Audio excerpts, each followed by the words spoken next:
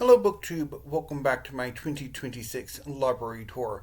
In this episode, I'm continuing with this bookcase of manga. I'm going to be doing this bookshelf here and this shelf here. So most of the manga on these two shelves are again series that I haven't continued on with two exceptions. So let's get started. First up is Hunter x Hunter by Yoshihiro Togashi. This is a story of a young man named Gon whose father is an esteemed hunter, and so Gon wishes to follow in his father's footsteps so he can actually finally meet him. Along the way, Gon meets a number of other prospective hunters who become his dear friends, and they go on a number of adventures. So I initially rather liked what I read of the series, but it's kind of petered out in the months since.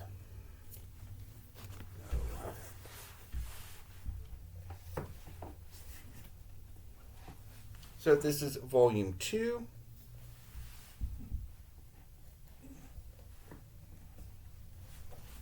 Volume 3,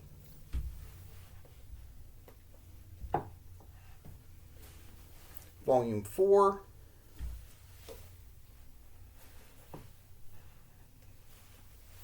Volume 5,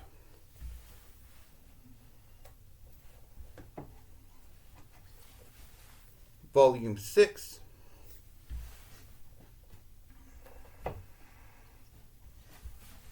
Volume 7,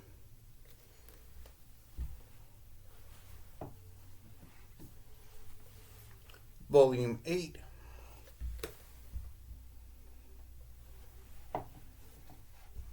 and the last volume that I have, Volume 9.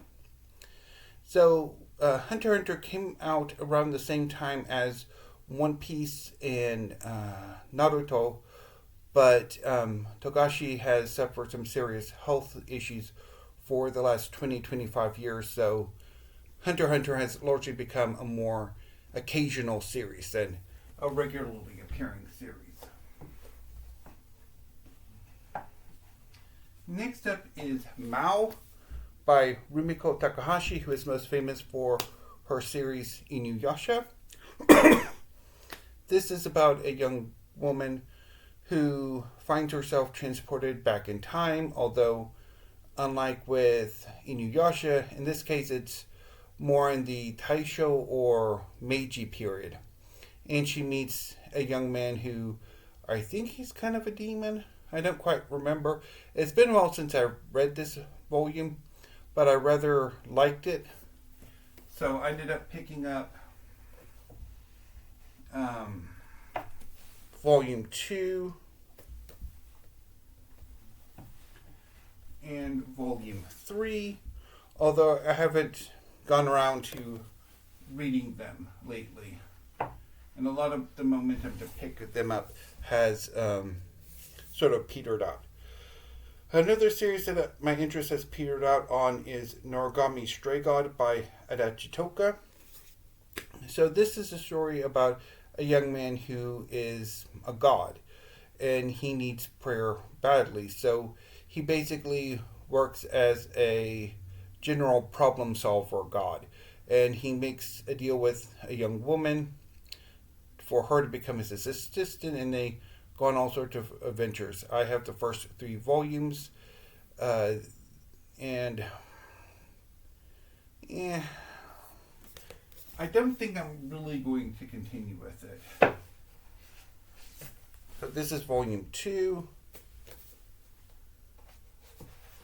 and volume 3. Next up is Blue Exorcist by Kazue Kato.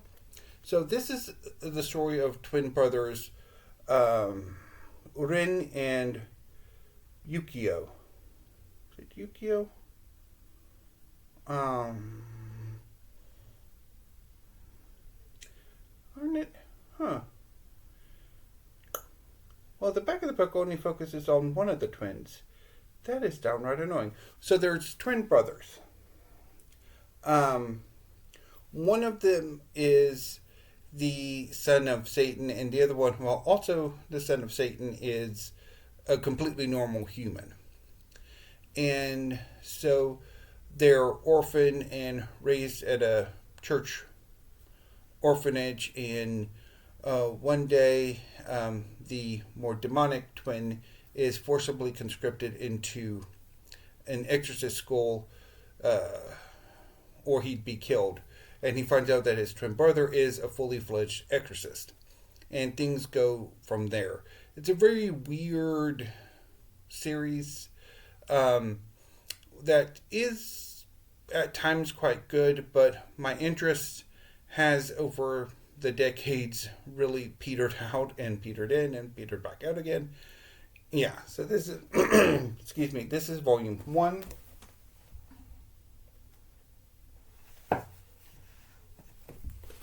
Volume 2. So this is the twin brother.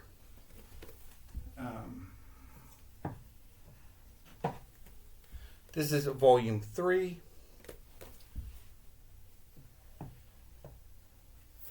This is volume 4, which I think has a misprint in it. This is volume 5. And volume 6. So next up is a series that's been around for not quite 20 years. The Gray Man by Katsura Hoshino. So this is about a young man named Alan Walker who gets involved in exorcisms. In this world, people who give in to despair and wish for their loved ones to come back from the dead are transformed by the Millennium Earl into Akuma and are basically the Millennium Earl's foot soldiers. And there's an organization called the Black Order who are devoted to destroying these Akuma and hunting down the Millennium Earl. So, I think I read this back when I first got into manga, and then I thought about collecting it lately, but things have petered out. So this is the first volume. This is the second volume.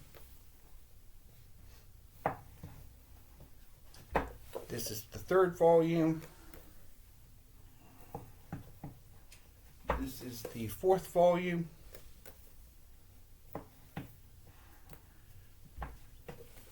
This is the fifth volume. And this is the sixth volume, the last one that I have.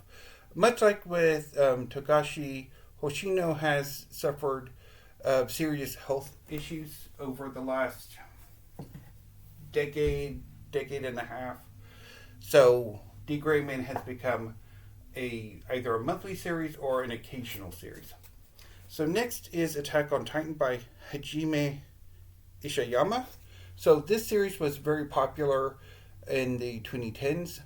It's set in a post-apocalyptic world in which humanity is confined to fortified city-states under constant threat by gigantic humanoid titans.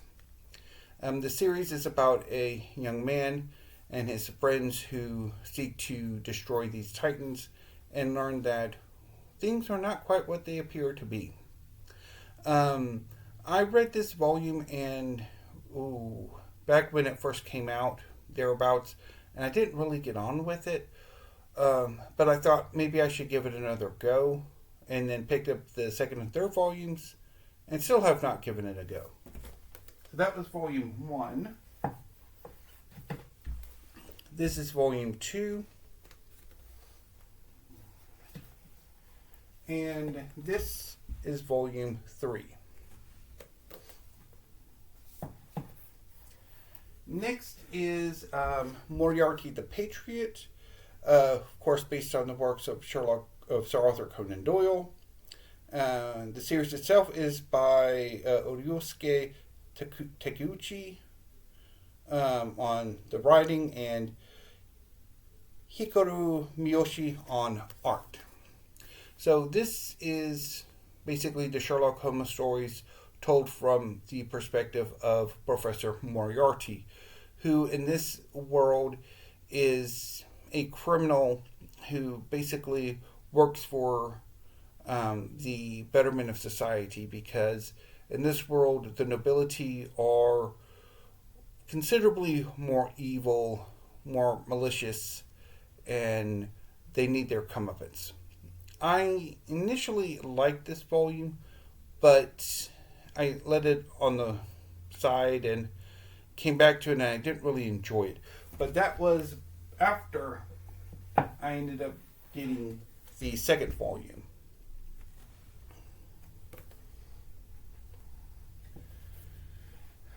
So next is One Punch Man, Volume 1 by One on the story and Yusuke Murata on the art. So this is a superhero story about a man named Saitama who trained himself to such a ridiculous extent that he can defeat any opponent with a single punch. And it's crazy. I just have not kept up with this series.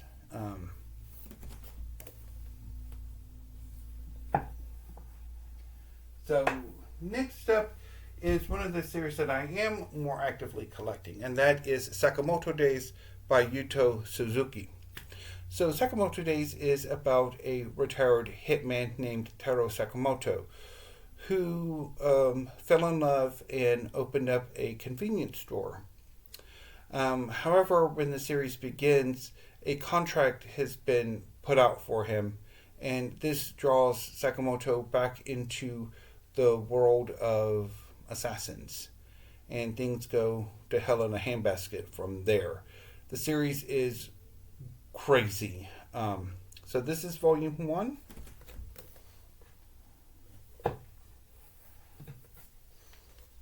Volume 2.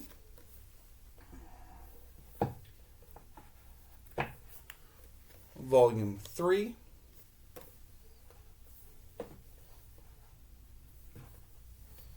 Volume 4. Volume 5.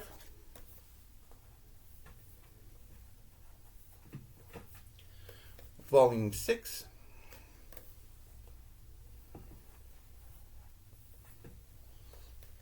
Volume 7.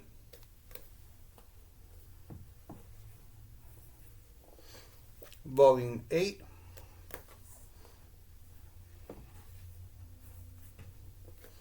Volume 9.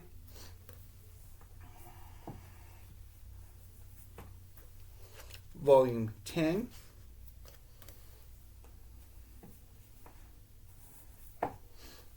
Volume 11.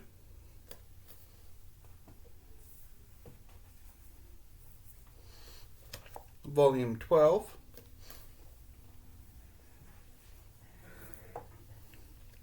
Volume 13.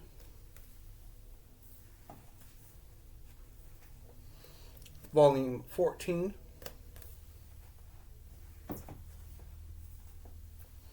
Volume 15.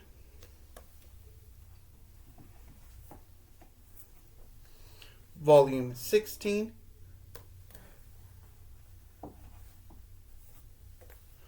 Volume 17.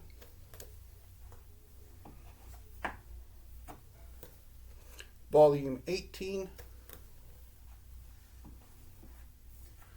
Volume 19. And Volume 20. I think the next volume comes out this month or next month.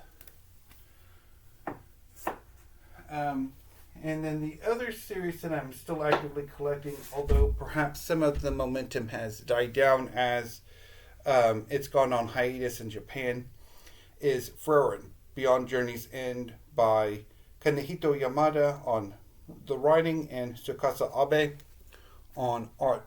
So, Frieren is a fantasy series about an elf mage named Frieren who, decades before this story begins, was part of a party of heroes who defeated the Demon King.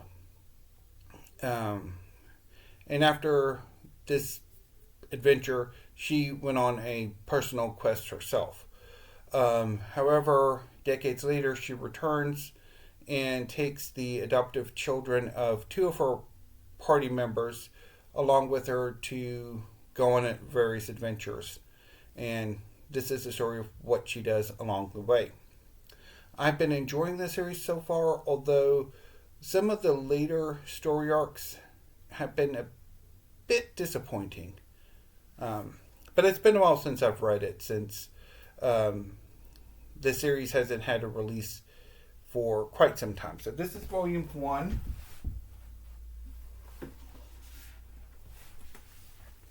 Volume 2.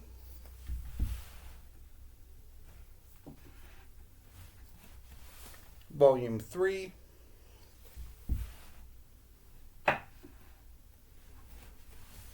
Volume 4.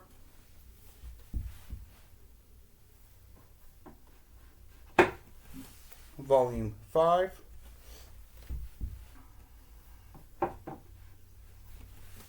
Volume 6.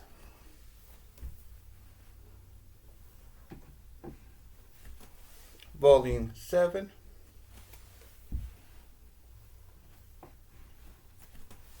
Volume 8.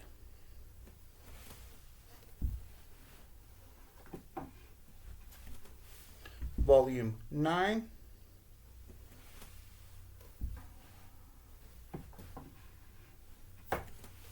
Volume 10.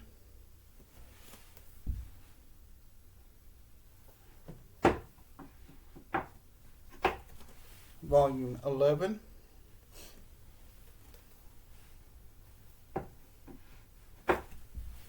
Volume 12.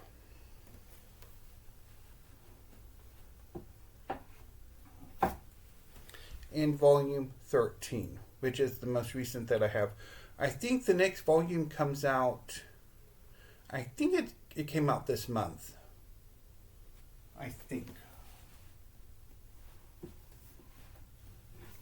So next up is the first volume of Akane Banashi with Yuki Suenaga on the writing and Takamasa Mue on the art.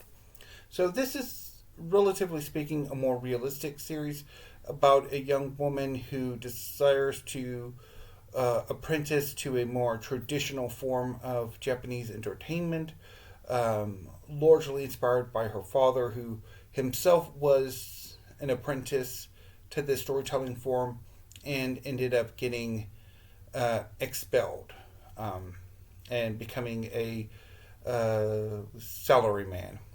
I did not like this at all. So the last thing I have on this bookcase is 5 volumes of Fairy Tale 100 Years Quest, with Hiro Mishima doing the writing and Atsuo Ueda taking over on the art duties. So Fairy Tale 100 Years Quest is the sequel series to Fairy Tale, Hiro Mishima's second series, and probably his most famous and probably greatest, since it lasted significantly longer than his other work. So Fairy Tale 100 Years Quest sees our main cast of characters going on a quest that has not been completed in over a century. And so this is that story, as well as various other things that are going along to complicate things. As much as I love Fairy Tale, the magic just isn't here.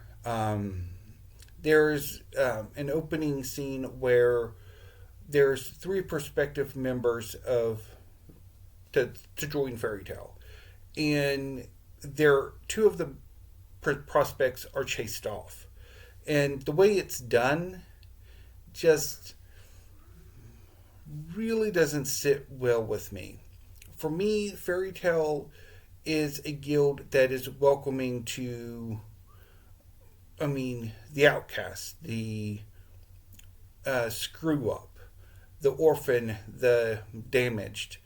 It should be a very welcoming family type guild, not one that values power or over everything. So it just that didn't sit right with me. Also, the fact that the one who did get in actually turns out to be a villain.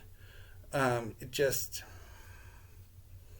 it's not the same, and I kind of wish that there wasn't a sequel to Fairy Tale. As much as Fairy Tale really is one of those series that could go on for indefinitely, it just this doesn't quite work for me. But I do have the first 5 volumes. So this is volume 1.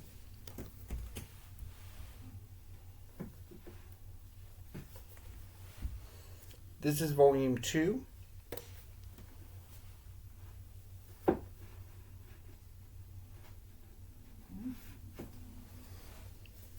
Volume 3.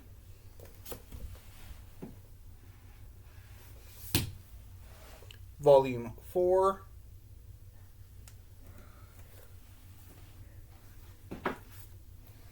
And volume 5.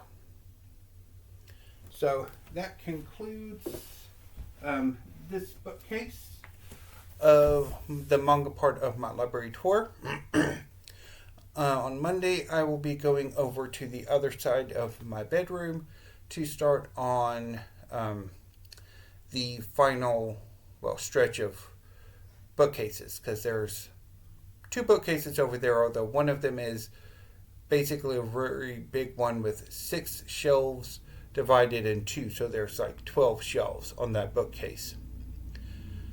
So that's going to be a bit of time, and I need to decide whether or not I want to just do like a separate Fairy Tale, Naruto, and Bleach episodes of the tour, or do the time limit thing. But anyway, I need to go ahead and sign up for now so I can go put some clothes in the dryer. So until I see you next time, thank you, BookTube. Have a great day.